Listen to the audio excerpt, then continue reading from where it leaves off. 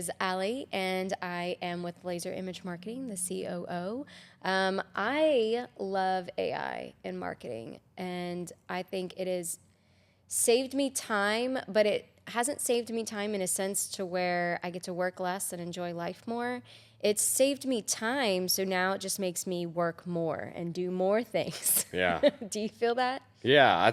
I think that like AI and marketing, when used correctly, allows you to have more time and availability to give more and produce more of what you love to do. And then you can use AI to do or to help assist with the things you don't enjoy doing. Yeah. And if you use it properly, like that's perfectly fine to do. And I think that what we need to touch on today and what we're going to touch on today is how it can be used improperly and properly. Because I mean, AI is one of those things where like if you use it wrong, like it can hurt you really bad. Yeah.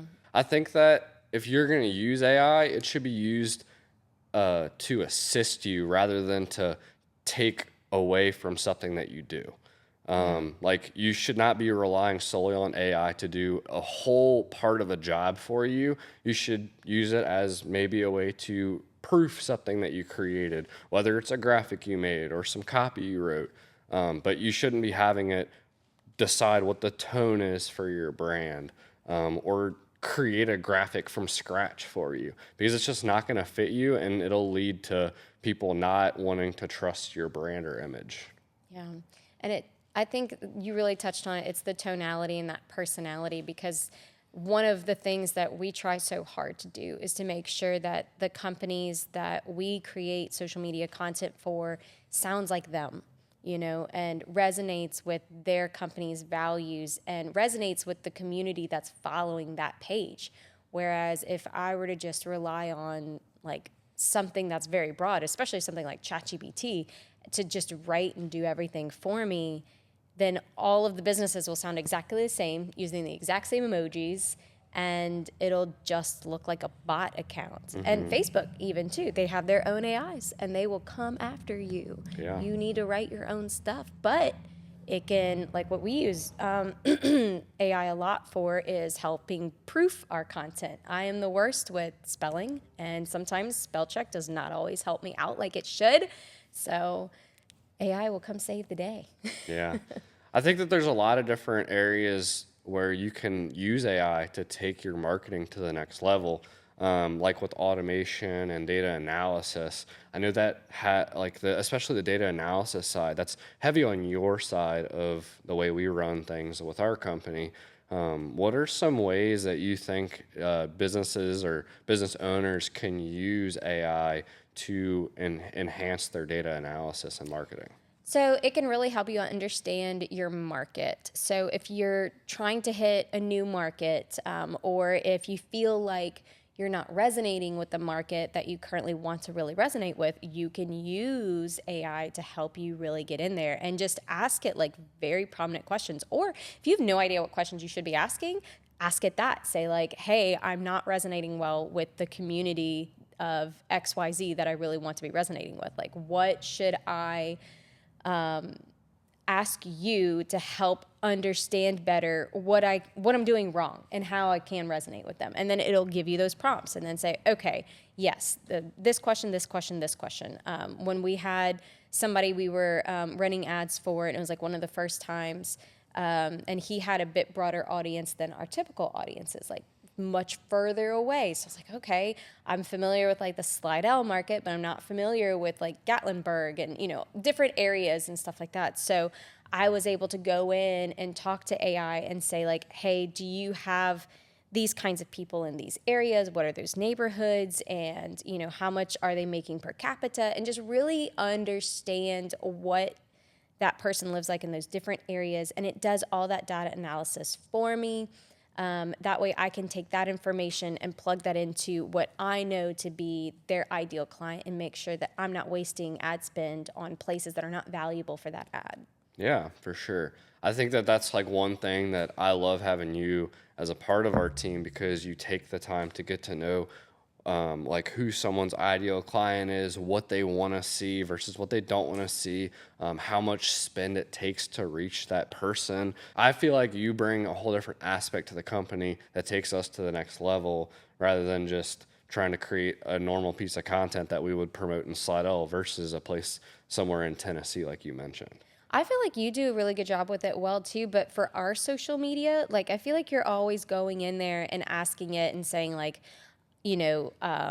what can I do with this budget that's different than what I did this time? And like, how can I really pinpoint this if this is my objective or my call to action that I need to have happen? And you're really good at just like having these like long drawn out conversations. Yeah. And really hitting, like our marketing has gotten so good because of all those conversations that you're really like digging in and having, where you're not just relying on it in like 2 seconds of a conversation of like, hey, what should I do with my marketing to reach somebody? Like you're going in, you're going in and prompting it to say specifically what your needs are, specifically what you plan on using, the graphic and everything. And I think it's more of talking to it like a consultant rather than relying on it as an assistant or an intern. You're not having it go make coffee for you or bring you coffee. You're asking it like, where's the best coffee in the world that I can get right now? I think that's one thing that I really wanted to touch on this year was making sure that we were utilizing our budget for our own marketing agency to the best of its like ability. So I did lean on AI to do some market analysis for the many markets that we target in, especially now that we're moving and gaining clients along the Gulf Coast, expanding past Louisiana now.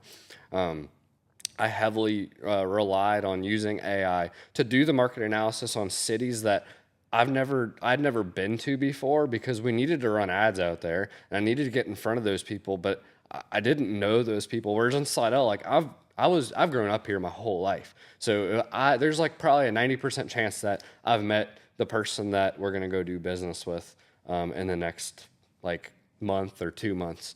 But whenever you're going into a new market, you have to understand what the people want to see, what age group is like your average ideal client in that market, because it may be different than the Slidell market, which we were used to advertising in. And then how much it costs to get in front of them. And I used AI pretty heavily in the beginning phase of trying to figure out how much money we need to put behind things, what people want to see, how frequently we need to get in front of these people. And I mean, it's worked. Now, I did rely on AI for just giving me that information, and then I still had to do all of the front work of putting ads together, putting content together, making sure that all the ads are being run appropriately. Like AI was not the full solution. It just assisted me in speeding up and ramping up advertising in new markets. Yeah. And I think that's like the number one problem that people have when they're using AI is they're like, oh, I'm going to replace this employee with AI. Well, that's not a good life choice because that employee has knowledge and it has, that person's a human, so they're going to be able to make a decision better than a computer in some situations because they know things that the computer doesn't know yet. You have to be careful of what AI you're using and what it's sourcing its materials from and what you're asking it about. Because if you're asking it about something that it doesn't have good source material on, because like ChatGPT, for example, it'll tell you like, don't ask me anything around XYZ days or dates because I am not brought up to that point of the scale yet. You can ask me anything from this year and previous. So you have to understand and use the appropriate AI for the appropriate conversation that you're trying to have with it. And that's why I love Jasper so much. There's Jasper AI. That one is specifically for creating tonality and writing copy in a way that resonates in the way that we need it to for our audience and for different audiences. So I'll go in and I'll write something as best as I can, but then I'll give it to it and say, hey, can you make sure that the tonality, it's proofed right, I don't have any mistakes in there, or my mom brain didn't come in there and mess something up like it normally does, make it sound more professional if I'm writing an email, or if I have a client that I'm making a website for that I'm not an expert in that material. Like I did a website for a hospital and I do not know about orthopedics and all of these big, huge things that I can't even pronounce half of them, much less know and be an expert in all these different things. But I have to write all these articles for them and make sure that their SEO and keywords are up to game. So I plug in all of my research and all of the things that I want to say. And AI saves me probably like a week's worth of writing, of creating all of that content out of what I've inputted into it. And Jasper is great for that. And I would never use ChatGPT to use that for it, where ChatGPT will help me problem solve for indexing on that website. If I'm making sure that I have all of these different elements and I'm not sure what's the best way to make sure that website is indexed so that it appropriately gets the SEO and the speed time that it needs and all of that, that's when I'll go in and problem solve on ChatGPT of like, hey, I'm building on this platform and I want to do X, Y, Z. What is the best way for me to solve this problem? And sometimes it's wrong. That is my least favorite part is when it advises me to go in something and then the platform I'm using, it's maybe like an outdated version that ChatGPT has on it. And I'm like, oh my gosh, I just wasted all that time. But that's what I'm saying. Like, you can't rely on ChatGPT for everything. You have to know that it is just an assistant and it is just there to assist you along the way. Yeah. I think it's also important if you're going to use an AI to help fulfill or assist in any piece of marketing, you proof it. You don't just go copy whatever they told you the answers to your question, you just paste it and then you click post. You have to proof it and make sure it sounds like a human, it sounds like your brand, because I've also seen businesses where they'll post a post on social media and not realize that ChatGPT or whatever AI they're using says it's like, use insert business here for your local website development. And I'm like, oh my goodness. If you're going to post something and use AI, at least proof it. Make sure it sounds like your tone. And at the very least has your business name in there and it doesn't have the quotes of insert business name here. I literally almost like cried because I was like, oh, this just sets a bad representation for people that do use AI the correct way in marketing, because it can be used as such a great tool that helps enhance marketing strategies. But when people see that, they just think that people are using AI to get away with doing less work. And that makes marketing companies look bad at the end of the day. Yeah. Like, you are a representative of the rest of our industry. Please do not do that. That made me wonder if maybe like they were using some sort of like automated AI and that just like, I will post 5 posts a week for you if you pay me $10 a month. Then it was just some like bot that it was created and automated all that stuff, because there's no way like it was a long post, but still, like, read the post. Don't just post it. Yeah. It's one of those things where if you can use AI to your advantage, and if you use it correctly, it can help enhance everything that you do, just like I've been preaching and saying on this podcast. But if you don't use it to enhance and you use it to replace, it ends up becoming a big issue, because it leads to big problems that make it look like you don't know what you're doing, versus if you use it to enhance what you do, you're literally just making what you do better. Yeah. And that's where AI comes in as a big strength. Yeah. Even when you're trying to come up with ideas, if you're using something like ChatGPT, don't say, give me marketing ideas, for this company name for the month of April. Like, give it so much more. Give it, what the audience is that you're trying to hit, and what kind of, if you want to do engagement, or if you want them to visit your website, or if it's to sell a certain item that you're overstocked in, and tell it like who's going to be, in the content, or if you're making graphics and you just don't know what to make, and say like, I want to make some graphics to help sell some stuff that I'm overstocked in. Like, get specific, and that's when it can really come in and help you, so that whenever you're creating a shot list for the day, like, that's It's going to help you come up with something much more creative than even I could have thought of, you know, as a human by myself, because it just has all of these examples to pull from. But also too, I use AI to help prepare myself like for our day. Like I have one called OHI, and it's just OHAI, and it'll constantly remind me of things that are coming up in my calendar the next day and say like, hey, your day is looking like this. Do you want to block off time to, you know, finish working on that website or whatever? But then it'll also say it's going to be 73 degrees tomorrow and it's going to rain. And I'm like, oh, shoot, that means I need to pack the umbrella, and maybe we need to move our shooting from an outside location to an inside location, like stuff that if I am just so busy and overwhelmed because we've just onboarded 4 clients in 1 week, you know, and I'm not thinking of checking the weather, like that's something that really helps me prepare for my day. So, or Otter is another one that's really great for meeting with a client for the first time, and it ends up being like a very note-heavy meeting, and I just need to write everything down. Otter is great. It will isolate all the different voices in the room during the meeting, and it will transcribe the entire meeting, and then it'll put it in bullet points for me so that I have everything that was said. I don't have to worry about, oh, how do I spell this word? What word is it? Is that a brand product? I've never heard of this before. Like, it's all done.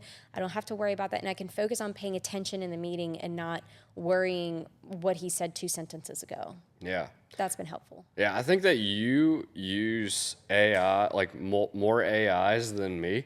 And like, I think that that's so amazing because obviously ChatGPT isn't like the only AI. And if you can prompt it correctly, like it can be used amazingly. But all these other AIs that are built off of OpenAI basically take care of all the prompting for you. You just answer a bunch of questions.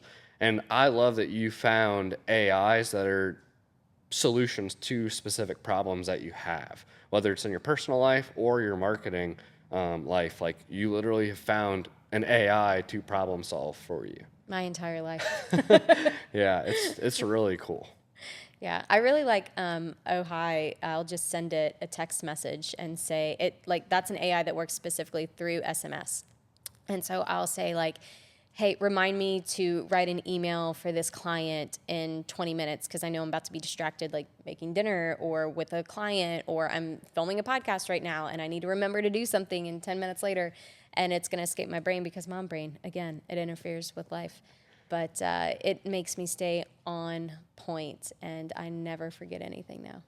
That's awesome. Unless it's my credit card or my keys. Now we've touched on where to use AI in marketing and where not to use it in marketing. If you guys have any questions that you want answered about the different platforms that we use, like different types of AI softwares that we use, or anything like that, just let us know down in the comments, and we can definitely engage in more conversation or even put together another video answering those questions for you. Allie, you got anything else? No, that was it. Thank you so much for joining us, and make sure you're following us on social media to stay up to date on whenever we are going to have our next episode come out.